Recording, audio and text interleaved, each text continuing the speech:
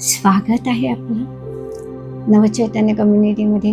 ना गोळी ना औषध ना इंजेक्शन या टायटलवर आपण आतापर्यंत वेगवेगळ्या विषयासाठी अफर्मेशन बघितली. आता बघा, ही अफर्मेशन तुम्ही म्हणाल केव्हा, कधी, कशी म्हणायचे, तर फक्त जी सकाळची आहे तीच सकाळी म्हणायचे, रात्रीची आहे ते रात्री म्हणायचे. बाकी तुम्ही चालता, बसता, उठता, तुम्ही जेवढे वेळा ती वाक्य बोलाल तेवढी वेळा तुमच्या अवचेतन मनाला ती गोष्ट खरी आहे असं वाटेल, कारण त्याला फक्त इन्फॉर्मेशन कलेक्ट करता येतात. ते कॉम्प्युटरचं काम करतं. जे तुम्ही त्याला देता त्याच्यावर तो ॲक्शन घेतो.